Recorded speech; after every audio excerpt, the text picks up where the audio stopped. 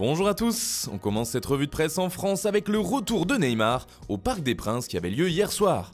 Et la star brésilienne est revenue sous les sifflets des supporters parisiens, mais a finalement trouvé le moyen d'entamer sa rédemption en offrant le but de la victoire au PSG dans les arrêts de jeu.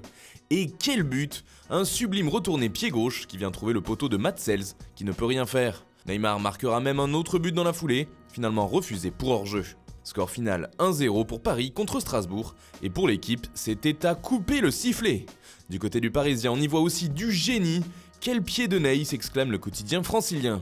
On part maintenant en Italie, la Juve n'a pas réussi à se défaire de la Fiorentina, les deux équipes se sont quittées sur un match nul et vierge, mais dans le même temps, l'Inter Milan a pris les 3 points et avec eux la tête de la Serie A. Victoire 1-0 des Nerazzurri contre l'Udinese grâce au but de Stefano Sensi. Un match à sens unique, s'amuse le Corriere dello Sport. Le club lombard fait aussi la une de la Gazzetta dello Sport, l'Inter en tête, alors que la vieille dame tremble selon le quotidien transalpin. Du côté du Quotidiano Sportivo aussi on choisit les Nerazzurri pour la couverture du journal. Conte gouverne, titre le média italien. En Espagne, le Real a eu du mal hier face à Levante. À Santiago Bernabéu, les Madrilènes ont d'abord dominé largement le match, gagnant jusqu'à 3-0 avec un doublé de Karim Benzema. Mais en fin de rencontre, Levante a réussi à revenir à 3-2, plongeant Madrid dans la peur.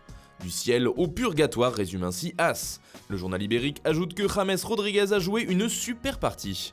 Un autre joueur a brillé hier et fait la une en Espagne, et en particulier en Catalogne.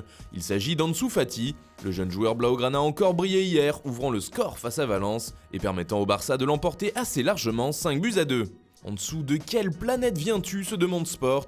Le jeune crack de 16 ans fait aussi la couverture de Mundo Deportivo. Le journal catalan explique que Fati a de nouveau sorti un grand match et qu'il est sorti sous les acclamations du public du Camp Nou. On termine enfin par l'Angleterre où a eu lieu la surprise du week-end.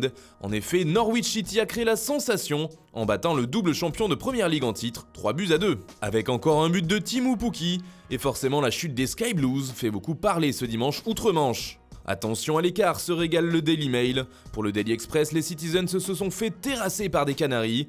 Le Daily Telegraph parle plutôt de fièvre jaune. Et enfin, d'après The Independent, ce sont les canaris qui volent haut. Voilà, c'est tout pour ce matin. Bonne journée à tous, on se retrouve très vite pour une nouvelle vidéo sur Foot Mercato.